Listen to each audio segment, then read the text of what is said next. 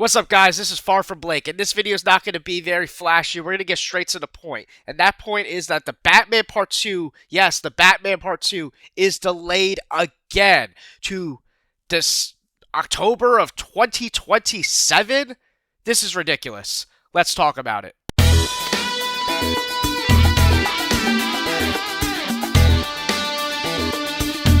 So as you see here, we have the Batman has been delayed by 1 year to October 1st, 2027. It's actually already been delayed for you guys that have been following. The original movie was supposed to come out in 2025 October, which would have been a fair and normal length, right? That would have been about 3.5 years, if I'm doing my math correctly. It came out in March or February of 2022. So October 2025, okay.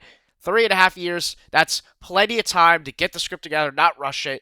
I'm all for it, right? And as this guy above says, he says, I used to be the biggest defender of Matt taking his time to perfect this. But, like, what are we doing? This is like Peter Jackson, I don't know.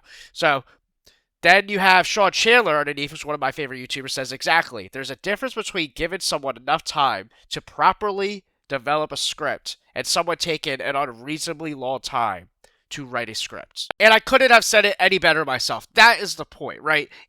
This movie taken 5.5 years now, from 2022, early of the year of 2022, to now, the end of 2027. I mean, so much of a gap that so many people's lives are going to be so different from the first movie to the second. I know my life has been completely different since the first movie came out, right? And it was the appropriate gap with the Penguin. The Penguin set up so much nice, interesting stuff. I actually just made a video about the Penguin series, right? So if you like the Penguin, go check that out. It's just a good way to keep talking about Matt Reeves' universe and, this Gotham of Robert Pattinson's Batman a little bit longer so that, in these dark times, we have something to talk about because we just found out we have to wait super long to see the Batman Part 2. But yeah, there's not really much to say. I'm mad. This is ridiculous. You know what I'm saying? Like, how can we get excited after watching The Penguin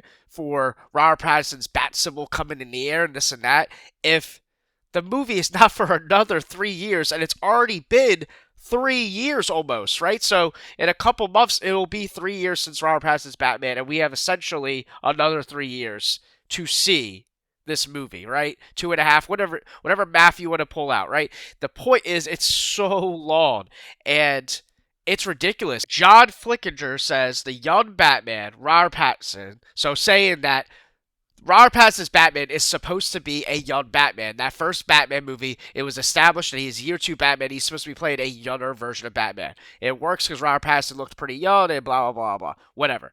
Robert Pattinson is now set to be older than Christian Bale was in The Dark Knight Rises.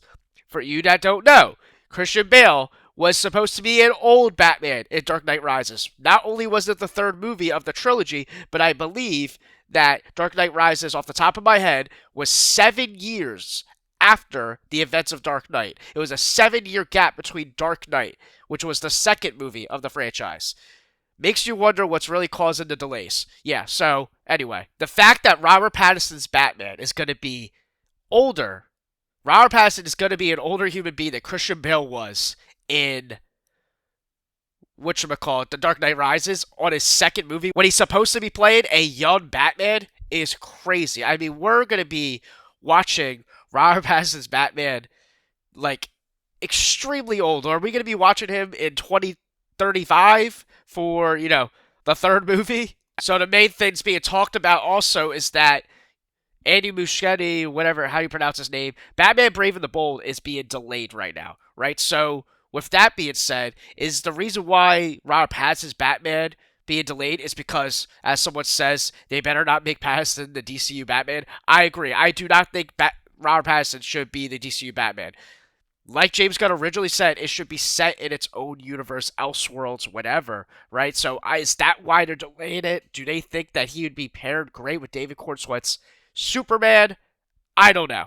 I just wanted to make a little video about it because I'm mad about it. I know a lot of other people are mad about it. Leave a comment down below. What are your thoughts of the fact that we have to wait 5 more years, or not 5 more years, 3 more years, whatever. 5.5 years total since the origins of the Batman. How does it make you feel? What do you think's going on? Why do you think it's delayed? Do you think it's because he might be joining the DCU? Is it just what they're saying and they can't get together a good script, even though the idea was originally they were going to make a trilogy out of this franchise of this Gotham Matt Reeves universe? And it's just crazy to me, crazy that we can make such a good show like the Penguin in between that time, and you think they would be cooking something behind the scenes for a script. I don't know.